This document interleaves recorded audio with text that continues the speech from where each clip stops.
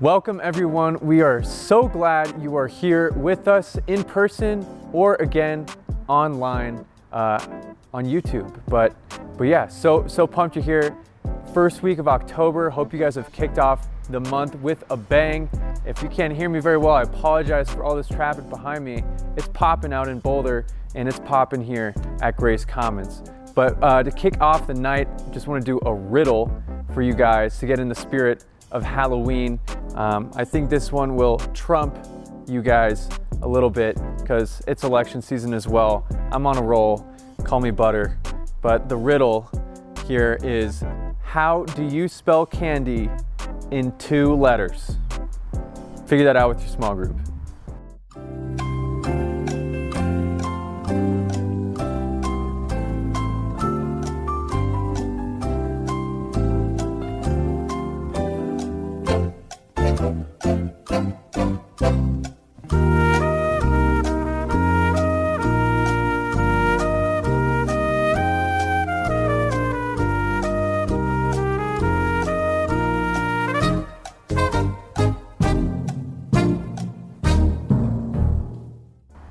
All right, guys, I hope you could figure out that riddle. If not, then make sure you continue to zoom into your classes and keep those brain cells working. But the answer to the riddle is C and Y. Because guess what? C and Y spells candy. Okay, all right, got him. But yeah, we got a great series for you guys that Ash is gonna kick off third way. And yeah, it's gonna be a great night. All right, everyone, welcome to this week's game. Happy you're here with us. But we got a good one just for the spirit of this month. And in Halloween, we're doing a scrambled word Halloween theme game. So basically, we're gonna have 3 rounds, a minute for the first round and a minute and a half for the second and third rounds to unscramble these words. So when we're done, just go through the list with your team. You can pause the video. If you're online watching at home, just keep playing. And yeah, count up the points, see who wins. Bragging rights. Bragging rights on the line. All right, grab those papers, grab those pens. Let's go. All right. Well, you ready? Round one? Round one. Vamos. All right. In 3, 2, 1, go. Got a minute.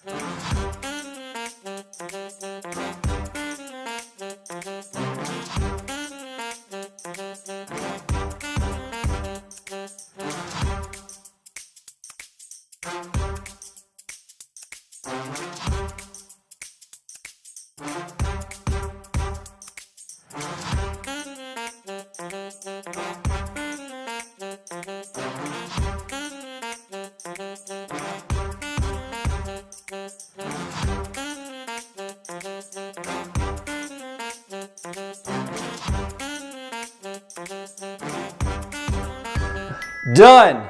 Stop where you're at. All right. So I got all of them. What if I think I got all of them? See, you wrote night and I wrote thing.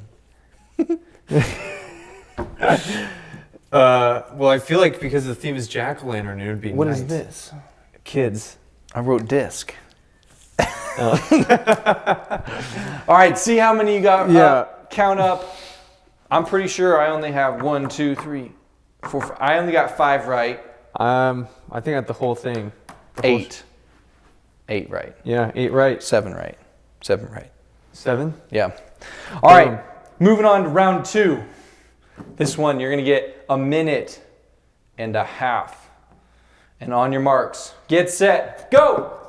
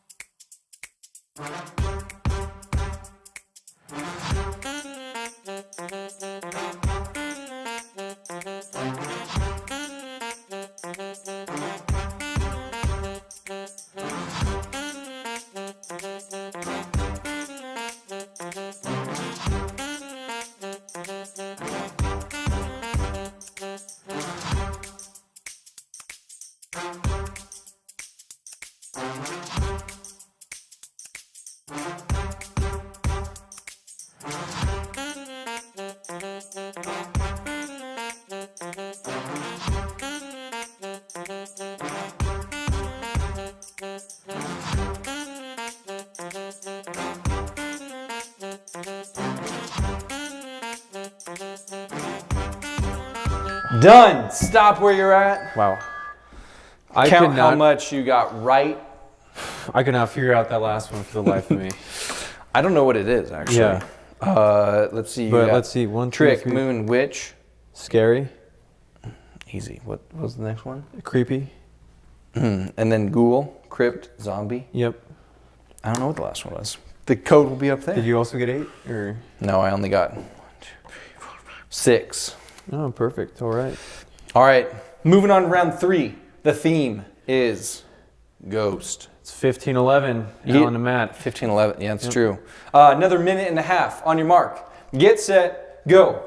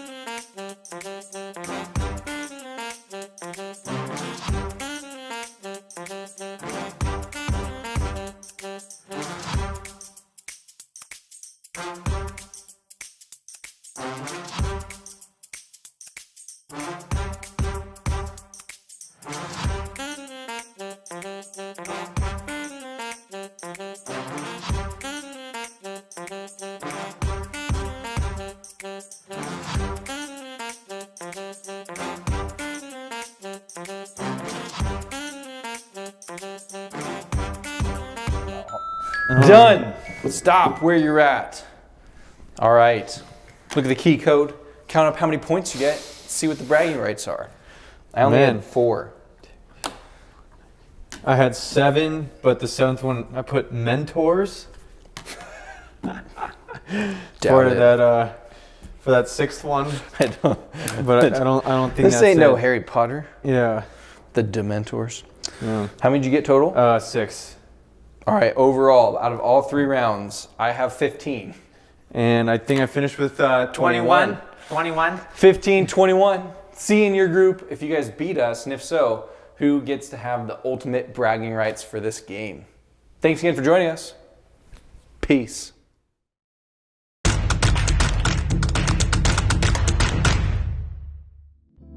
Hey everyone, we got some announcements for you, but before I jump into announcements, just shout out to all the people who joined us for the overnight. Thanks for being a part of it. It was awesome. I love getting the chance to hang with you all, so thanks for spending your Friday night with us. First announcement that I have for you all, if you are a senior, if you're not a senior, then don't pay attention, but if you are a senior, sign up for Odos. You only got a couple weeks left until that event happens, but sign up now. I hear that you might not be able to graduate if you don't, all right? The other one is Wednesday at 7. We'll be back here next week. And then here's a fun thing that we want to do with all of you guys. So we have a YouTube channel, obviously. And here's the thing, we need your guys' help, but we're gonna make it a fun competition. So here's what I need you all to do is go click subscribe, and in the comment of our most recent high school video, say which small group you represent. So like freshman guys, 10th grade girls, junior guys, senior girls, whatever it is, you gotta subscribe and say which small group you represent, because the team or the small group that does that and has the most subscribed people and the most comments that all equal up is gonna win a free pizza or a bunch of food for next Wednesday. So do that, we'll let you know who the winner is. And with that said, that's all our announcements for this week. See ya. Hey, ¿qué pasó, Grace Commons fam? Hope y'all are enjoying yourselves tonight. Hope y'all enjoyed the game and unscrambling some of those words that you can claim the crown in your small group. But I want to share with you guys something a little more serious, something that's been on my heart recently. If you guys notice a dip in the quality of the videos or graphics, that's just because I've just been doing a lot of reflecting and have realized that I've been spending a lot of time building the quality of the videos for Wednesday nights, but not building the quality of the relationships I have with you. And I want to change that. And so I will be investing more time in connecting with you guys, and thus will be pulling from the time I spend on editing and whatnot. But I'm really looking forward to it. And that's what we're all about here, is building relationships with you, because you matter and we care about you guys. And it's time for me to get to know y'all. So if you have any ideas of what you want to do, please forgive me if I approach you and it's awkward and whatnot. I'm a dad in a 23-year-old body. So yeah, just forgive my awkwardness and trying to approach you. But with that said, hope you guys enjoyed the talk that Ash has prepared for you all tonight and as we kick off this series.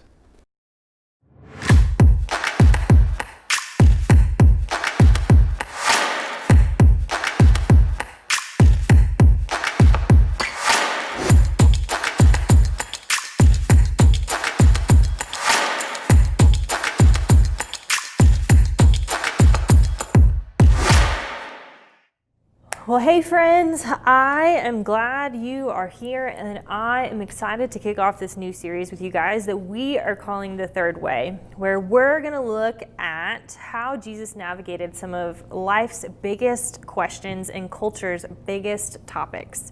What I hope we find along the way is that Jesus didn't navigate things in terms of black and white or right and wrong, but rather he often considered a better way.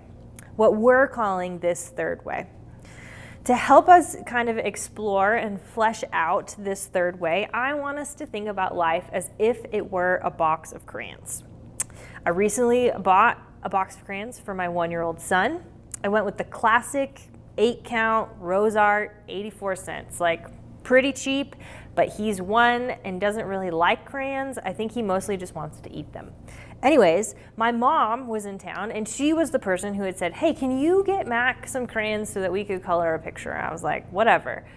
She took it upon herself to get him the full 64 Crayola, real deal box of crayons, like kind of the dream of every 5-year-old kid. I was a Rose Art kid, you know, the real plastic ones that didn't really work, but it's whatever. My mom went for the real deal for my friend Mac. Anyways, so if we were thinking about attempting to color a 10-foot by 10-foot photo of the fall colors in the Rocky Mountains, we would need a ton of colors, right? It's so beautiful. Anyways, if I just said, actually, you only get a black crayon and you get a white crayon, it's gonna be pretty difficult to make that photo look accurate. You're only gonna be able to outline the picture. You're gonna be able to see the mountains, but no details. You're gonna be able to see the leaves, but no colors. And honestly, it's a pretty plain picture. There's not any intricacies or details or colors to it. Your mind at the end of looking at that photo is going to be left to fill in the gaps. It's going to be able to try and piece together what actually was going on in that picture. You're going to have to make a ton of assumptions about what that photo actually looked like afterwards. Similarly, if I give you my 64 Crayola crayon box and say, hey, draw that same picture, now you're going to be able to add details. The leaves are going to have colors, the mountains are going to have shading or just different aspects to them. You're going to be able to see the actual photo a lot clearer with all of these colors. And your mind at the end of it won't have to fill in any gaps, but instead it will just be super clear of, oh, these leaves were yellow, these leaves were red, these leaves were gone. Anyways, I think life and how we navigate the big questions of what is right and what is wrong is really comes down to my crayon analogy. We like to think in things of black and white. We don't really like gray. And when we go black and white about what's right or what's wrong, it often leaves us up to a lot of people's interpretations or a lot of feelings. And I want to make a suggestion that perhaps Jesus wasn't as black and white as people make him out to be, but that instead how he navigates these big life questions of right and wrong is with a full crayon box, that he has all of this color and detail and intricacies into how he navigates these situations. I want us to check out a story where we see him do just that. In John, the story reads like this. It says, at dawn, he appeared again in the temple courts, where all of the people gathered around him and sat down to teach them. The teachers of the law and the Pharisees brought a woman in caught in adultery. They made her stand before the group and said to Jesus, "Teacher, this woman was caught in the act of adultery. In the law, Moses commanded us to stone such women. Now what do you say?" They were using this question as a trap in order to have a basis of accusing him.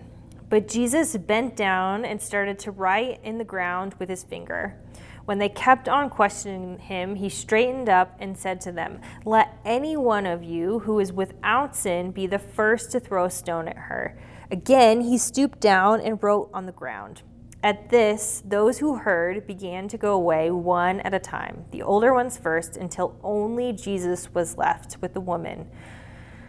Jesus straightened up and asked her, "Woman, where are they? Has no one condemned you?" He said, "No one, sir." And then he said, "Then neither do I condemn you." Jesus declared, "Go now and leave your life of sin." So just to quickly recap that story, Jesus is teaching. There's some people called the Pharisees who come in and they bring this woman in who had been doing something she wasn't supposed to be doing.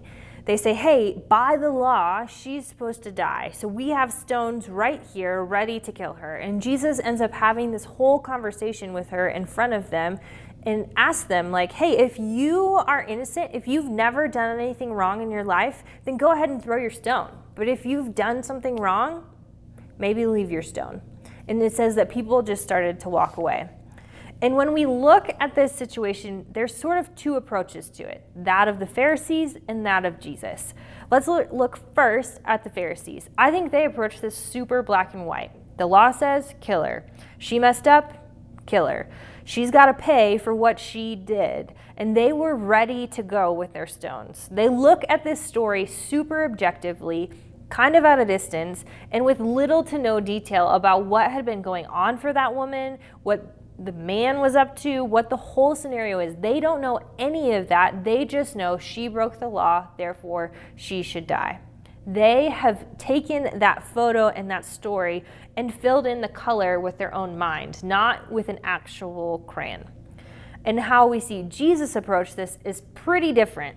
It's not black and white to him.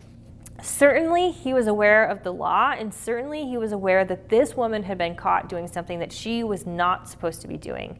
But rather than just taking the facts, the law, and looking at this in a very black and white way, he moves in. He gets closer. He gets curious. He starts asking questions versus answering the questions. In my opinion, we see Jesus not only expand the scope of this conversation, we see him get personal. He gets into the details of all of the parties involved versus just the woman alone. I say all of this because we see Jesus look at this situation not through a lens of black and white, but instead through a lens of black, white, gray, pink, all of the colors. He doesn't answer the question, he makes people think about what is going on in this actual situation. And I think that's how Jesus approaches morality, which is just some fancy word of what's right and what's wrong, which I think honestly we're all asking. What's the right thing to do? What's the wrong thing to do? And what we see Jesus do is not answer that in a super simple way. I think if we're answering the question of is something right or is something wrong, and it feels easy to us, I think Jesus might be inviting us to look at it more closely, to think a little bit harder, to be more curious than our first response that pops in our head. This series is going to teach us how it is that we can live in the gray, how we can live in the colorful. I know that we want answers. We want to know what the right thing to do is. And our brain, if I'm honest, doesn't really help us navigate these questions or these conversations super well. See, our brain is designed to mark something good or bad almost immediately. It's how we navigate our world. It's how we decide if something is safe or unsafe, good or bad. So when I say something, you automatically have a reaction or you put it in a category of good or bad. I'm going to prove it to you. I'm going to say a series of things, and I want you just to recognize your initial reaction to them. Okay? Snow. Politics. A pumpkin spice latte. Climate change. SpongeBob. Church. LeBron James. The Denver Broncos. Gluten. Fall. See, I know that in your initial reactions, my guess is you have a lot of thoughts or feelings that come up about all of those categories. Some of them, maybe you had a super strong provoked reaction, saying this is a good thing or this is a bad thing. Again, our brain does that, and this is what we have to do in this series. We have to train our brain to think more like Christ and less like a robot. See, Jesus' invitation to us navigating right and wrong, I think, is less about whether something is wrong or right, but instead to consider how much of life is actually really gray. If you're anything like me, this is super maddening. Like, I want something to be super clear. Like, this is right, this is wrong. I have to train my brain to go, this isn't a matter of right and wrong, this is a matter of gray. We are dealing with people, we are dealing with intricate life stories. And what I want us to remember is two things that we see Jesus do in this story with that woman. We have to remember first that we are often dealing with real, living, breathing humans. We're not a bunch of robots. The woman in Jesus' story was a real human who made a real mistake. And certainly by law, she may have deserved death, but the reality is God is not fair. Jesus was not fair. If he was fair, you and I would be in really big trouble because turns out we're not perfect. If that's news to you, you're welcome. It was free. Instead, he offers this woman grace. He sees her story in the same way he offers you grace, and he sees your story. And the second thing I think we have to notice is we have to be less interested in being right at the cost of someone else being wrong.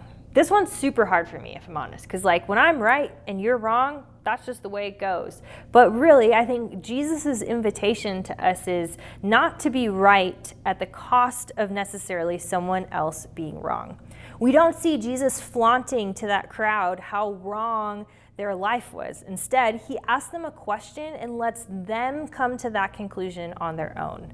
He didn't say, hey, you all are a bunch of sinners, drop your stones. Instead, he asked them to quietly consider that themselves. And then they were able to go, oh, yeah, me too. And so I think we have to be okay not flaunting that someone else is wrong so that we can be seen as right.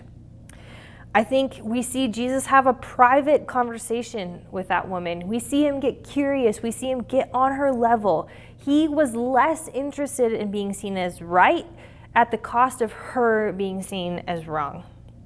And I think when we do that, we have to get curious. We have to look below the surface. We have to survey the details. We have to ask questions and not just jump to conclusions or our gut reaction. What I see as most important in this story is that Jesus clearly values humans over being right. That he clearly values human life over being seen as right. He finds the way through. He looks at it through the lens of this is really gray and messy and I'm going to find a way through. But what I know I value is human life and my Father. So, when I was in high school, I had this situation where a girl on my basketball team stole my coat. Doesn't seem like a big deal, whatever, but it ended up being this kind of big deal because I caught her having my coat and she was like, it's not your coat, but it was my coat. Regardless, she stole my coat and she got in trouble with our dean of students. So I get called down to the office and he asks me, he says, hey, I have your coat here, and I also want to know if you would like me to pursue any sort of like legal action or press charges against this girl for stealing your coat. In the moment, I was like, this is not that big of a deal, and I can't even believe you're asking me it. But I had the choice of I could either get this girl in more trouble than she was already in, or I could let it go. And I chose to let it go, partially because this girl was my friend and I wanted to maintain relationship with her. And so in this moment, I watched myself, in hindsight, choose my relationship with her and just her being a human who makes mistakes over me being right. It wasn't right that she stole my coat. However, I valued my relationship with her and her as a person over anything else.